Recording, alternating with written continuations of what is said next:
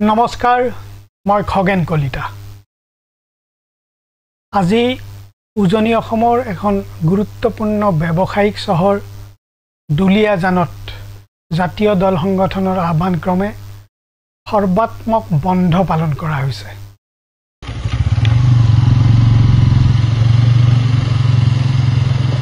এই যি বন্ধ পালন কৰা হৈছে তাৰ আৰৰ যিখিনি কাহিনী এই কাহিনীয়ে কিন্তু সচেতন মহলৰ মনত কিছুমান প্ৰশ্ন উত্থাপন কৰিছে। আমাৰ অসমীয়াত এষাৰ কথা আছে, চিলনীয়ে কাণখন নিলে বুলি কোনোবাই কোৱাৰ পিছত কাণখন খেপিয়াই নাচাই চিলনীৰ পিছে পিছে আমি দৌৰি থাকো। এক কথাত আন এক কথা আছে, সেয়া হ'ল আমি হাল এৰি শিয়াল খেদাত অধিক গুৰুত্ব দিওঁ। দুলিয়াজানত আজি যিটো বন্ধ পালন কৰা হৈছে এই বন্ধই যেন এই দুয়োটা কথাকেই এবাৰ মানুহৰ মনলৈ আনিছে। তাৰ কাৰণটো অত্যন্ত ভাবি চাবলগীয়া। দুটা পৰিয়ালৰ এটা তেল ডিপুক লৈ এটা বিবাদ চলি আছিলে। এই বিবাদত কিছু সংখ্যক দল সংগঠনৰ নেতা, দল সংগঠন বুলি নহয় তেওঁলোক নেতাসকলে কাৰোবাৰ পক্ষ লৈছে আৰু কাৰোবাৰ পক্ষ লৈ তেওঁলোকে আনটো পক্ষক তেওঁলোকে হেঁচা প্ৰয়োগ কৰিছে যাতে এই বিবাদটো বা সম্পত্তিটো ইটো পক্ষই তেওঁলোকে পৃষ্ঠপোষকতা কৰা পক্ষটোৱে যাতে এই সম্পত্তিটো লাভ কৰে, তেল ডিপুটো লাভ কৰে। স্বাভাৱিকতে এটা অপ্ৰীতিকৰ পৰিস্থিতিৰ সৃষ্টি হৈছে। তাতে গালি গালাজ হৈছে। তনু চাহি বুলি যুৱতী এগৰাকীয়ে এটা গুৰুত্বপূৰ্ণ কথা কৈছে। ইতিমধ্যে সেই কথাটোক কেন্দ্ৰ কৰিয়েই বাকী কথাখিনি আগবাঢ়ি গৈছে। কিন্তু তনু চাহি নামৰ অনা অসমীয়া যুৱতীগৰাকীয়ে যিখিনি কথা কৈছে এই কথাখিনি কিন্তু আমি এবাৰ স্বীকৃতি চোৱাটো দৰকাৰ। তেওঁ এটা গুৰুত্বপূৰ্ণ বাক্য কৈছে, সেয়া হ'ল ফ্ৰীতে খাব বিচৰা এইসকল মানুহ। তাত যিসকল মানুহ উপস্থিত আছিল তেওঁলোকক উদ্দেশ্যি যুৱতীগৰাকীয়ে কৈছিল যে এওঁলোকে আচলতে ফ্ৰীতে খাব খোজে।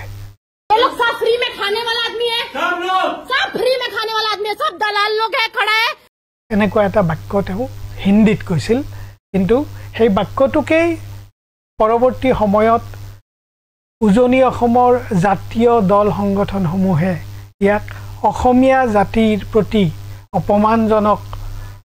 মন্তব্য বুলি তেওঁলোকে ইয়াক আজুৰি লৈছে নিজৰ ফালে লৈ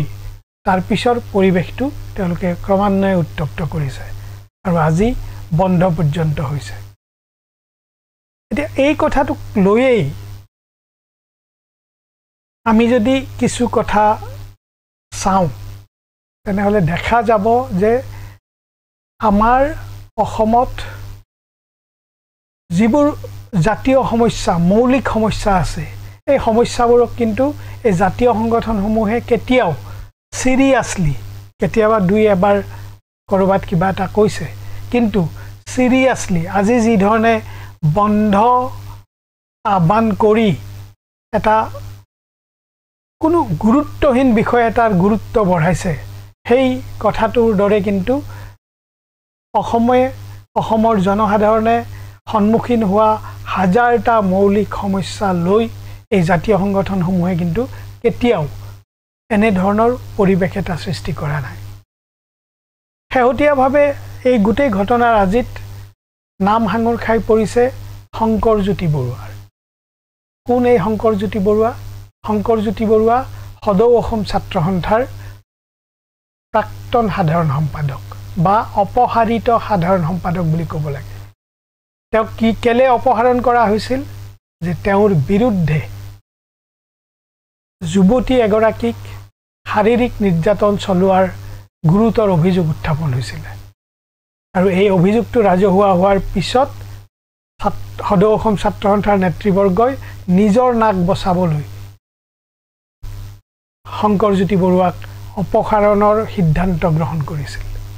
সেইজন শংকৰ বৰুৱাই শেহতীয়াভাৱে উজনি অসমত সমাজ সেৱকৰ চোলা এটা পিন্ধি লৈছে আৰু সমাজ সেৱা কৰি তেওঁ জনপ্ৰিয় হৈ আছে বুলি কোৱা হৈছে তেওঁৰ এই সমাজ সেৱাৰ অন্তৰালত আগন্তুক বিধানসভা নিৰ্বাচনত প্ৰতিদ্বন্দ্বিতা আগবঢ়াবলৈ শংকৰজ্যোতি বৰুৱাই কোনোবা ৰাজনৈতিক দলৰ সদস্য পদ গ্ৰহণ কৰিব লাগিব আৰু এই শংকৰজ্যোতি বৰুৱাই কোনটো ৰাজনৈতিক দলত সদস্য পদ গ্ৰহণ কৰি নিৰ্বাচন খেলিবলৈ সাজু হৈছে সেইটো কিন্তু বিভিন্নজনে বিভিন্ন কথা বতৰাত এই কথাটো উল্লেখো কৰিছে শংকৰজ্যোতি বৰুৱাই বিজেপিত সদস্য পদ গ্ৰহণ কৰি তাত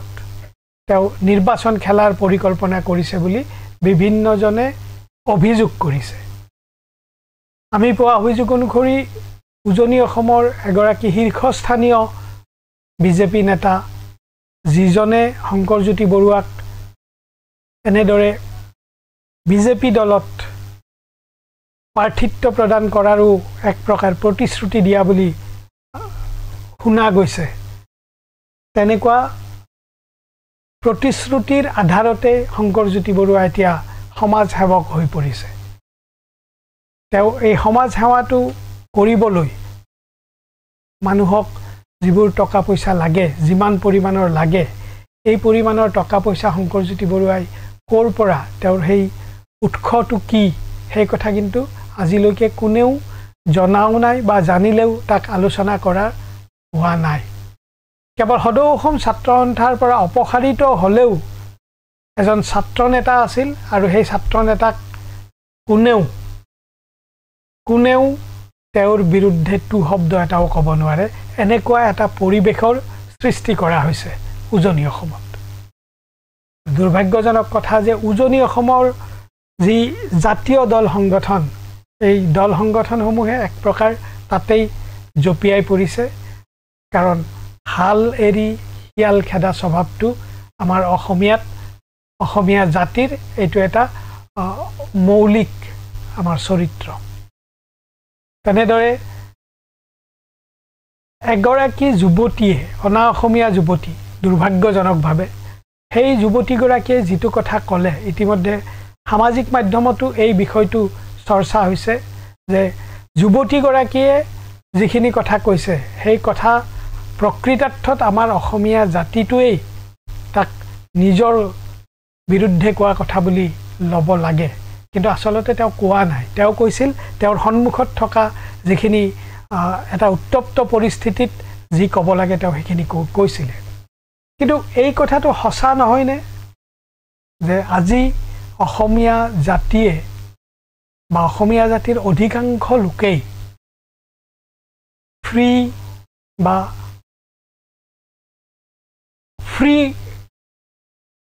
খাদ্য খাবলৈ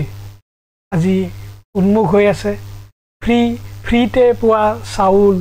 ফ্ৰীতে পোৱা 1250 টকা এই সকলোবোৰ লৈয়ে আমাৰ অসমীয়া মানুহ সন্তুষ্ট থাকিব বিচাৰিছে আৰু সেইবাবেই হয়তো এগৰাকী অনা অসমীয়া যুৱতীয়ে এই কথাটো তেওঁৰ চকুত পৰি আছে আৰু এই চকুত পৰাৰ পিছত তেওঁ কথা প্ৰসংগত এই কথাখিনি কৈছে আৰু তাকেই এটা ইস্যু কৰি লোৱা হৈছে আৰু হেয়াও কৈ আছে যে দুটা পৰিয়ালৰ মাজত এটা সম্পত্তিৰ বিবাদ এই বিবাদত আচলতে জাতীয় দল সংগঠনসমূহৰ কি কাম এই কথাটো এটা উত্তৰবিহীন প্ৰশ্ন উত্তৰ কোনেও পাব পৰা নাই এতিয়ালৈকে দুটা পৰিয়ালৰ এটা পেট্ৰল ডিপোৰ মালিকী স্বত্বটো কাৰ হাতত থাকিব তাক লৈ যি বিবাদ এই বিবাদত লাচিত সেনাৰ কি কাম ছাত্ৰ সন্থাৰ লগত জড়িত যুৱক যুৱতীসকলৰ কি কাম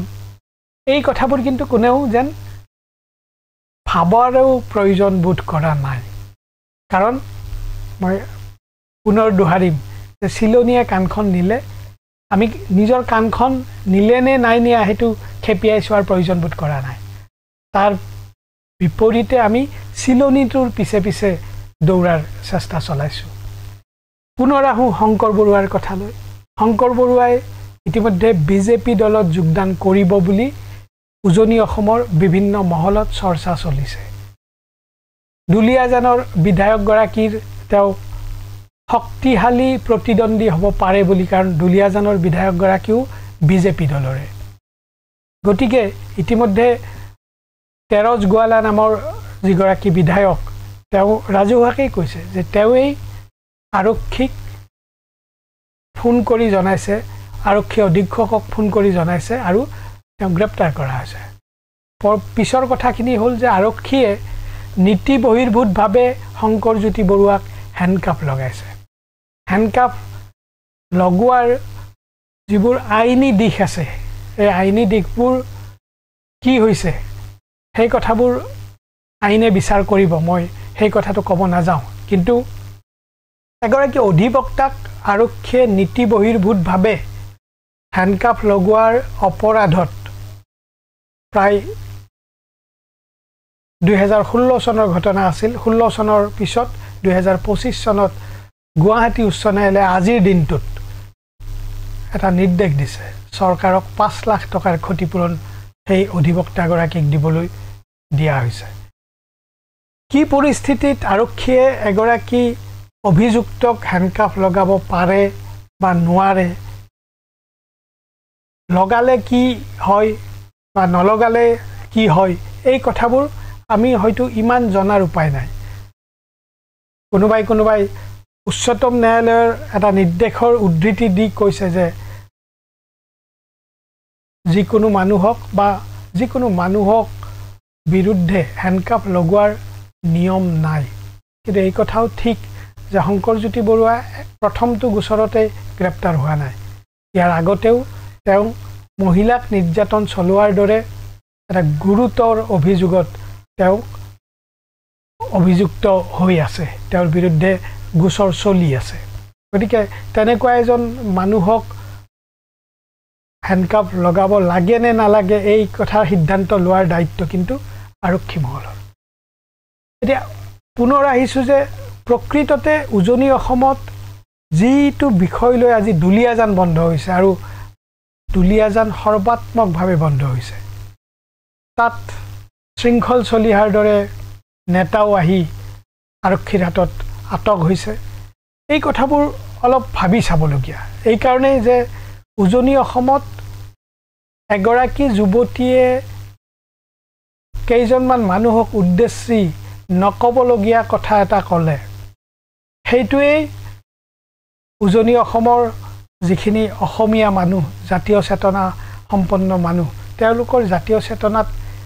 ইমান বেছি আঘাত কৰিব পাৰেনে ইয়াৰ আগতে কা আন্দোলনৰ দৰে যিবোৰ বিষয়ে আমাৰ অসমৰ সামগ্ৰিক দিশবোৰ নিয়ন্ত্ৰণ কৰিব পাৰে সকলো ধৰণৰ অৰ্থনৈতিক ৰাজনৈতিক সাংস্কৃতিক সকলো ধৰণৰ দিশবোৰ নিয়ন্ত্ৰণ কৰিব পাৰে তেনেকুৱা বিষয়ত বিভিন্নজনক হেণ্ডকাফ লগোৱা হৈছিল তেতিয়াতো উজনি অসমৰ ৰাইজে আজি যি ধৰণে বন্ধ পালন কৰি প্ৰতিবাদ সাব্যস্ত কৰিছে তেতিয়া কৰা নাছিল অৰ্থাৎ এই কথাটো মই এই কাৰণেই উল্লেখ কৰিছোঁ যে যিসকলে আজি আন্দোলনত জড়িত হৈছে তেওঁলোকৰ কাৰণে কিছু হাল এৰি শিয়াল খেদায় তেওঁলোকে বিভিন্ন বিষয় আছে অসমৰ মানুহক জুৰুলা কৰা বিভিন্ন ধৰণৰ সমস্যা আছে এই সমস্যালৈ এই জাতীয় সংগঠনবোৰৰ নেতাই কেতিয়াও ভবাও নাই আৰু ৰাইজৰ হৈ তেওঁলোকে এনেকুৱা আন্দোলনৰ কাৰ্যসূচীও গ্ৰহণ কৰা নাই শেহতীয়াভাৱে লাচিত বৰফুকনক আগত লৈ বিভিন্ন দল সংগঠনে তেওঁলোকৰ কাম কাজবোৰ আগবঢ়াই নি আছে লাচিত বৰফুকন এনে এক চৰিত্ৰ মোৰটো কেতিয়াবা অনুভৱ হয় তেওঁলোকৰ কাণ্ড কাৰখানা দেখিলে যদি লাচিত বৰফুকন জীয়াই থাকিলেহেঁতেন তেওঁ হয়তো আত্মহত্যা কৰিলেহেঁতেন কাৰণ এতিয়া লাচিত বৰফুকনক লৈ লাচিত বৰফুকনৰ যি আদৰ্শ সেই আদৰ্শক তল পেলাবলৈকে যেন লাচিত বৰফুকনক কথাই কথাই আগত লোৱা হৈছে কাৰণ লাচিত বৰফুকনে যি কৈছিল অসমীয়া জাতিৰ আটাইতকৈ কথাটো স্বাভিমান দেখাত্মবোধ এই কথাবোৰ লাচিত বৰফুকনে কৈছিল যিসকল নেতাই আজি লাচিত বৰফুকনৰ নামত ধন দাবী কৰিছে কোটিৰ হিচাপত তেওঁলোকৰ সেই দেখাত্মবোধ সেই জাতীয় চেতনা সেই দেশৰ প্ৰেম এইবোৰ আছে বুলি অন্তত মই বিশ্বাস নকৰোঁ স্বাভাৱিকতে এনেকুৱা এটা পৰিৱেশত অলপ কিছু সচেতন যিসকল ব্যক্তি আছে তেওঁলোকে এই কথাটো বিচাৰ কৰক তেওঁলোকে মানুহৰ মাজত সোমাই এই কথাবোৰ পাৰিলে বুজাওক যে আমাৰ সমস্যা বহুত আছে আৰু নিৰ্বাচনৰ বছৰ এক বছৰো নাই এতিয়া আগন্তুক বিধানসভা নিৰ্বাচনলৈ শাসকীয় পক্ষই ঠিক এনেকুৱা এটা পৰিৱেশেই বিচাৰে কাৰণ জনসাধাৰণে যদি মূল প্ৰশ্নত তোমালোকে কি কৰিলা বুলি প্ৰশ্ন কৰে তেনেহ'লে শাসক দলৰ নেতাসকলে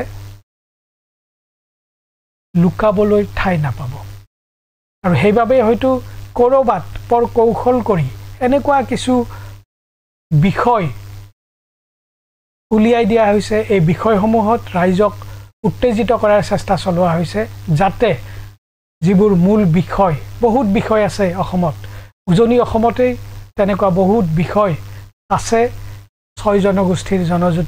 জনজাতিকৰণৰ পৰা আৰম্ভ কৰি চাহ জনগোষ্ঠী চাহ শ্ৰমিকৰ সমস্যাৰ পৰা আৰম্ভ কৰি বহু সমস্যা আছে আৰু এই সমস্যাবোৰ সদায় নিৰ্বাচনৰ সময়ত এই সমস্যাবোৰৰ ক্ষেত্ৰত শাসক বা বিৰোধী ৰাজনৈতিক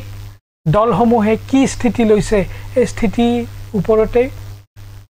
নিৰ্বাচনী ফলাফল বহু পৰিমাণে নিৰ্ভৰ কৰে মাত্ৰ এই বিষয়সমূহৰ জনসাধাৰণৰ মনত সৃষ্টি কৰা ক্ষোভক ভোটলৈ ৰূপান্তৰিত কৰিব পাৰিব লাগিব আৰু সেইটোৱে শাসক দলে নিবিচাৰে আৰু নিবিচাৰে বাবেই চাগে এনেকুৱা ধৰণৰ